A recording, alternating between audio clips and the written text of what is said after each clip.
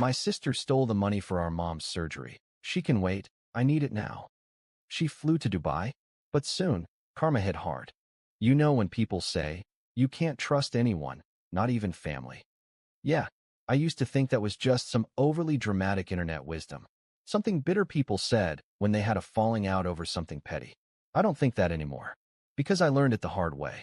For years, I had been saving every extra cent I could. Not for a fancy car. Not for a dream vacation. Not even for a place of my own. I was saving it for my mom.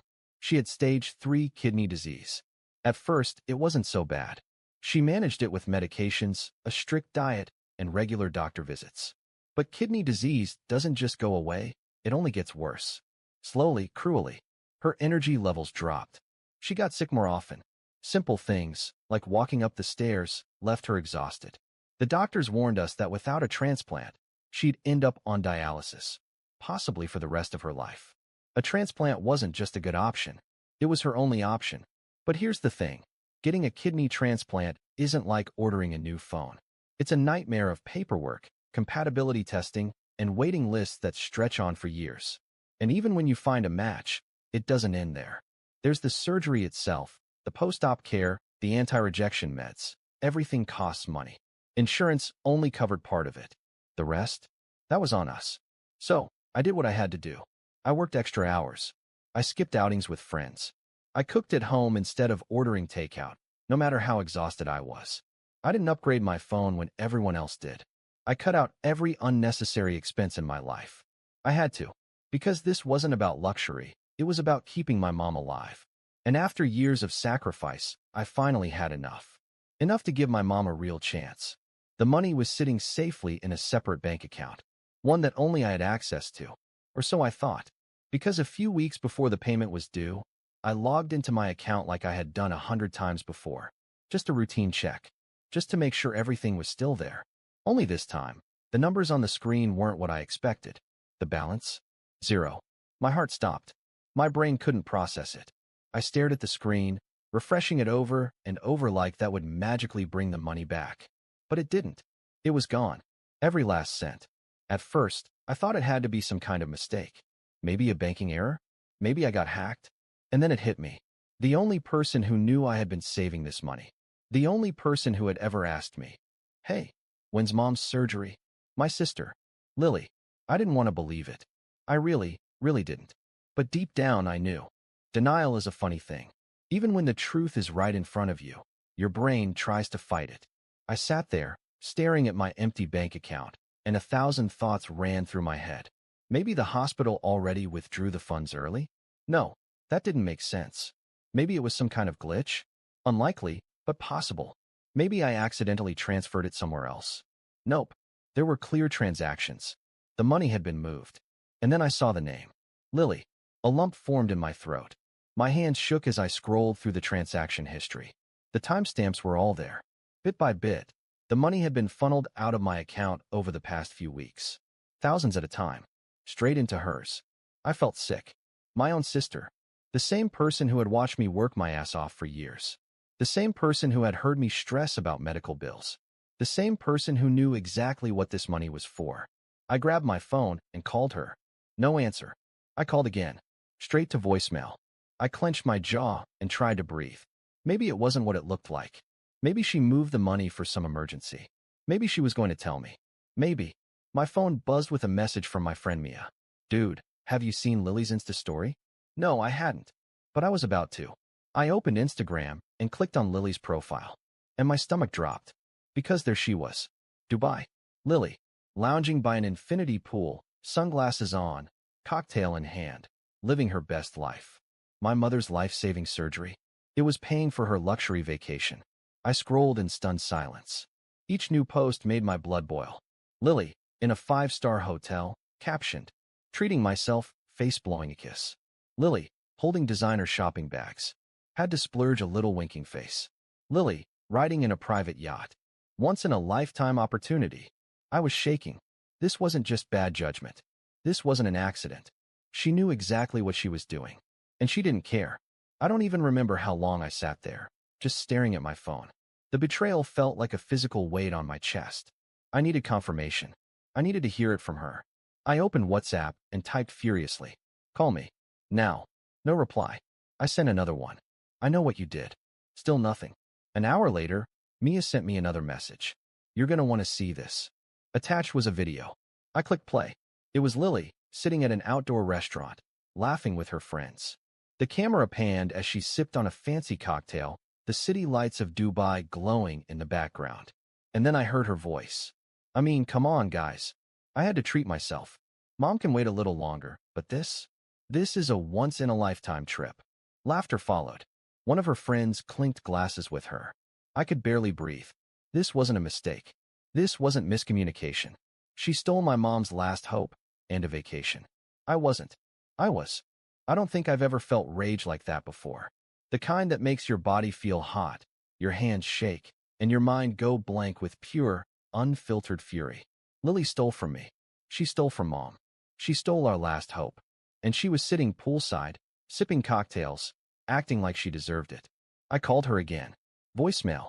I tried FaceTime. Declined. I slammed my phone down on the table, breathing hard. My whole body was tense. Mia messaged me again. She's literally ignoring everyone. I sent her a text about your mom, and she just left me on read. I ran my hands through my hair, pacing back and forth in my room.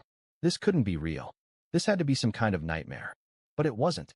I needed proof. Something solid. Something no one, not even Lily, could talk her way out of. So, I went to the bank. The lady at the counter smiled at me politely. How can I help you today? She asked. I took a deep breath. Stay calm. I need my transaction history printed out. The full record of all withdrawals and transfers from my account for the last 3 months. She nodded and started typing. I tapped my fingers against the desk, feeling my heartbeat in my ears. After a few minutes, she handed me a stack of papers. I scanned the pages quickly. There it was. Multiple transfers. All sent to Lily's account. I swallowed hard. Just to confirm, I said, my voice tight. These transfers were made from my account directly to Lily, last name. The banker nodded. Yes, all authorized from your device. My device. She had used my laptop. I clenched my jaw so hard it hurt. Thank you. I muttered, grabbing the papers and walking out. I had everything I needed now. Now, I just needed to find Lily. I called my dad on the way home. Hey, I need to talk to you. It's important. What's wrong? He asked. It's about Lily, I said. She stole the money. The money for Mom's surgery. I have proof. Silence. Then, a sharp inhale. What did you just say? I told him everything. The bank records. The transfers. The Instagram posts. The video of her bragging. By the time I finished, my dad was fuming. Get home. Now. When I walked into the house, my mom and dad were already sitting in the living room. Mom looked worried. Dad looked like he was seconds away from punching a hole through the wall. Where is she? He asked. Dubai, I said. Living it up with Mom's surgery money. Mom let out a shaky breath, covering her mouth with her hands. She looked heartbroken. Dad was already dialing. What are you doing? I asked. Calling her, he snapped. And she better answer. He put the phone on speaker. Ring. Hello. Lily's voice was light, carefree, like she hadn't just ruined everything. Lily, Dad said, his voice cold. Where are you? A pause. Then she laughed. Dad, I'm on vacation. What's up? I saw Dad's fist clench. What's up? He repeated. Lily, where is the money? Silence. Then she sighed dramatically. Okay, look, I was going to tell you guys, but honestly, I don't get why everyone is freaking out. Mom can wait a little bit, right? I mean, what's a few more months? This was a once-in-a-lifetime opportunity, and are you out of your mind? Dad exploded. Your mother doesn't have a few more months, Lily. This isn't a vacation fund. This was for her surgery. Lily groaned. Dad, relax. I'll pay it back eventually. You act like I killed someone. I grabbed the phone. Lily, you're insane. Do you even understand what you did? I shouted. Oh my God, you're so dramatic, she said. I just borrowed it. I'll figure something out. Chill. Borrowed. I nearly threw the phone. You didn't even ask me. You stole it. Ugh. I don't have time for this, she said. We'll talk when I get back. And then she hung up. I stood there, phone still in my hand, staring at it in disbelief. Dad looked like he was about to explode. Mom had tears in her eyes. No one said anything for a long time. Finally, Dad took a deep breath and said, She's going to pay for this. And I knew, from that moment on, that I wasn't going to let Lily get away with it. Not this time. Lily had always been selfish. That was nothing new.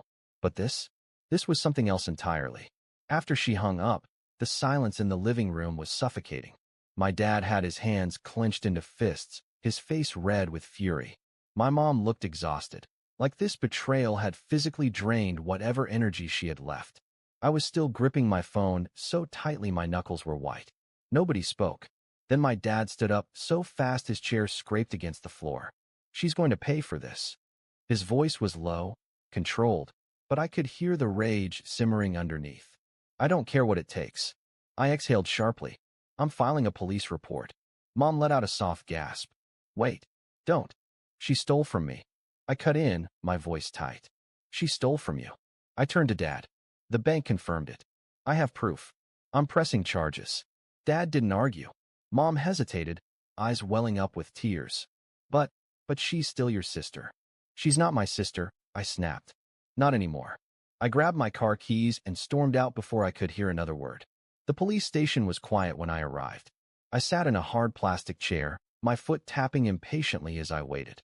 When it was finally my turn, I walked up to the officer at the desk and explained everything. The theft, the bank statements, the unauthorized transfers. At first, the officer listened with the usual neutral expression. But when I told him about the amount stolen, over $30,000, his eyebrows lifted. And you have proof that she transferred the money to herself? I slid the printed bank statements across the desk. Right here. He skimmed the pages, nodding slowly. And you never gave her permission? No, I said firmly. She went into my bank account without my consent. She stole from me. And now she's in Dubai blowing it all on vacations and designer bags. The officer exhaled through his nose. All right, he said. We'll file a report. Since she's family, this could be considered a domestic financial crime. If we proceed, she could be facing felony charges. Felony charges. I sat with that thought for a moment. Lily always acted like nothing could touch her, that she could talk her way out of anything. But this time, she had gone too far. And there was no talking her way out of this. The officer gave me some paperwork and told me to wait for a case officer to contact me. I left the station feeling lighter than I had in days. When I got home, Mom was sitting on the couch, scrolling through her phone. She looked up at me, hesitant. You should see this. She turned the screen toward me. It was Lily's latest Instagram post. A picture of her lounging on a beach chair, drink in hand. The caption? Nothing but good vibes sparkles. My blood boiled. But that wasn't the worst part. Mom hesitated before clicking on something else. A video. It was a recording. Lily, sitting at dinner with friends, laughing. And then I heard it. I mean, come on, guys. I had to treat myself. Mom can wait a little longer, but this is a once-in-a-lifetime trip. Laughter. Clinking glasses. I couldn't breathe. I looked up at Mom. She looked just as devastated as I felt. Then Dad walked in. I just called her. I raised an eyebrow. And she's acting like it's no big deal, he said, voice tight. She said, it's just money, Dad. I'll pay it back eventually. I ran a hand over my face. She doesn't care. No, he said bitterly. She doesn't. He exhaled sharply. Your aunt wants to have a family dinner when Lily gets back. To talk things out. I scoffed. Oh, great. So everyone can tell me how harsh I'm being. Dad sighed. I don't expect anything from this. But I want to hear what she has to say. Face to face. I clenched my jaw. Fine. But don't expect me to be nice. Lily came back a few days later. She walked through the door like nothing had happened. Sunglasses on, bags in her hands, acting like she hadn't just committed financial homicide. Dad stood with his arms crossed. Mom sat on the couch, avoiding eye contact. I stood by the kitchen, arms folded. Lily set her bags down, stretching. Ugh, the flight was so long. She pulled off her sunglasses, grinning. But oh my God, you guys should have seen the views. I swear, Dubai is like another world. Nobody said anything. She blinked. What? Dad cleared his throat. Sit. She frowned but sat down. Okay, what's with the serious faces? Mom was the first to speak. Lily, she said, voice trembling. Why? Lily groaned. Are we really still talking about this? I saw Dad's hands clench into fists. I stepped forward. Yeah, we are, I said. Because you stole Mom's surgery money to go on a vacation. And now you're acting like it's not a big deal. Lily rolled her eyes. Oh my God, I borrowed it. You're acting like I robbed a bank. I laughed dryly. Oh, I'm sorry. Is stealing thousands of dollars not robbing in your book? She huffed. I was going to pay it back. With what money? I snapped. You have no job, no savings, no way to replace it. You blew it all. Lily pouted. You're being so dramatic. Dad slammed his hand on the table. Enough. His voice was sharp, furious. You took money that wasn't yours, that your brother worked years to save, money that could have saved your mother's life, and you wasted it on luxury hotels and shopping sprees. Lily crossed her arms. I deserved that trip. I couldn't believe what I was hearing. Are you even listening to yourself? I said, my voice rising. Mom's sick. She needed that surgery. And you just threw it away because you wanted a vacation. Lily rolled her eyes again. Mom's fine. She can wait. Mom gasped softly, looking away. Dad's face darkened. I exhaled through my nose, trying to control my shaking hands. You know what? I said finally. You don't deserve to be in this house. Lily scoffed. Oh, please. I stepped closer. You're a thief, Lily. My voice was low, cold. And I hope you're ready to deal with the consequences. She tilted her head. What does that mean? I smirked. Oh, you'll see. And that was the moment Lily realized. She wasn't getting away with this. Lily thought she could brush this off. She thought, like always, she could charm her way out of it, play the victim, spin some story about how I was overreacting and it was just money. She was about to learn just how wrong she was. The first hit came fast. Dad wasn't bluffing when he said she'd pay for it. He forced her to sell off everything she bought. Her designer bags, her expensive clothes, even the jewelry she had flaunted all over Instagram. It barely made a dent in what she owed, but watching her sulk as she handed over her precious luxury items? Priceless. The second hit. The family dinner. I hadn't even planned to go, but Mia convinced me. Trust me, she had said. You're going to want to hear this. I walked in late. The second I stepped inside, I could feel the tension in the air. Some of the family looked uncomfortable. Others, furious. Lily sat at the center of it all, arms crossed, looking like a bratty child who got grounded. I don't know why everyone's attacking me, she whined. It's not like I killed anyone. Dad slammed his hand on the table. You stole from your own family, Lily. Lily scoffed. I was going to pay it back. With what money? I snapped. Your non-existent job? Silence. She opened her mouth, but before she could make another excuse, Mia pulled out her phone and hit play. It was the recording. Lily's voice filled the room. Mom can wait a little longer, but this is a once-in-a-lifetime trip. Everyone heard it. The laughter, the clinking glasses. Lily's face drained of color. Someone muttered, Jesus Christ. Her aunt, the only person still defending her, went dead silent. Then, the final blow. Her boss. Turns out, someone had sent him the recording too. And surprise, surprise, he didn't want a thief working for him. She was fired the next day. Her boyfriend? Gone. Her friends? Gone. Her bank account? Empty.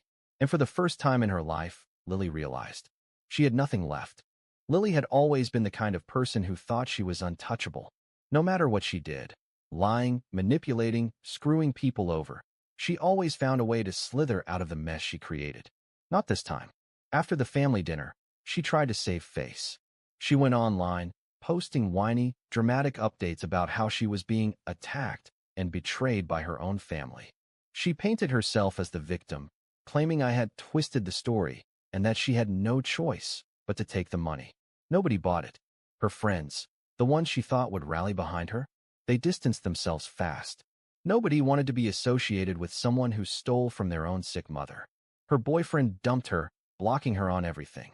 Her boss let her go, citing unethical behavior. She had no job, no income, and no way to pay back what she stole. And then came the police. I had followed through with my report.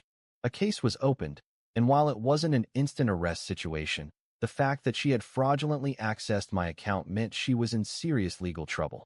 That's when she finally broke. She came to my house one evening, pounding on the door. When I opened it, she looked wrecked. No makeup, hair a mess, eyes red like she had been crying for hours. You happy now? She spat, voice hoarse. You ruined my life. I folded my arms.